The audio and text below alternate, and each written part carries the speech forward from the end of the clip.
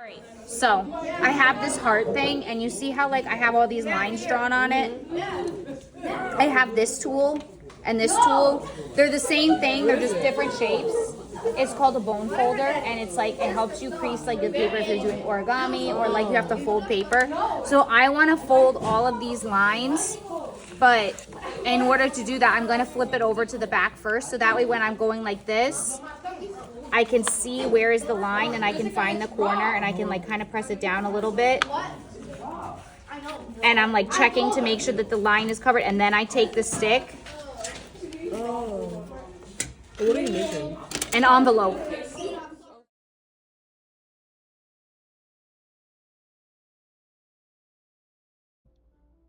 Hey artists, we're going to talk about how to use the bone folder to fold together our heart-shaped paper envelope. So the first thing that you're going to do is take the side that has all of the lines and flip it over so that the lines are on the back. Then when you start to bring up the heart shape, you are going to line it up pretty close to that top fold. That was why we measured our paper into thirds. Then when you use the bone folder, start in the center and then slide it to the outside of the paper, and then do the other side. So you're going to hold the paper down with your non-dominant hand, the bone folder in your dominant hand, and you're going to start in the center and slide it away.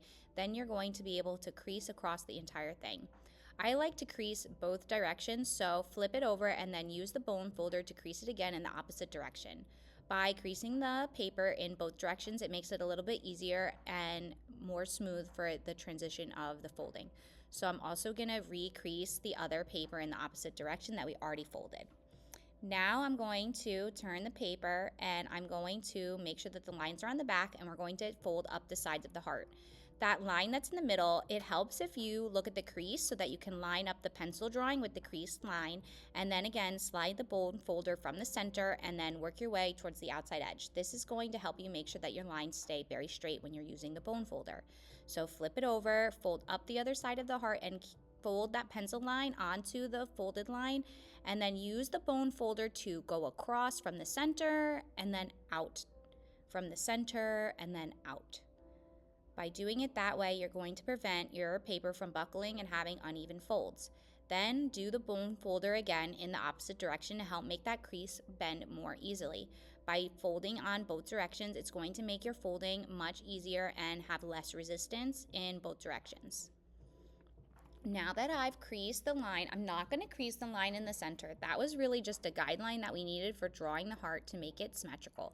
Now I'm going to fold in from the side, and then that line, we can erase it later. It's not really an important line, but it was helpful for drawing our heart symmetrically. Then I'm going to take the bottom and I'm going to fold it up, and that is the bottom of our envelope. And then I'm going to bring down the point, so that is the closure of our envelope. On this side, we'll draw our name, our address, and our town and zip code that we want to mail it to. And in the right corner, we're going to be able to draw a stamp or put a real stamp if you want to send this in the mail. On the back, you can add a sticker to help close it, or if you want to draw a fake wax seal so that it's easy for you to open your design.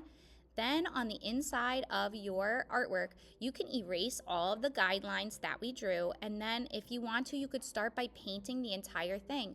I'm going to use watercolor paint to paint the entire thing, so that way I have a plain surface to start out my project. I can't wait to see your progress on your heart-shaped envelope project.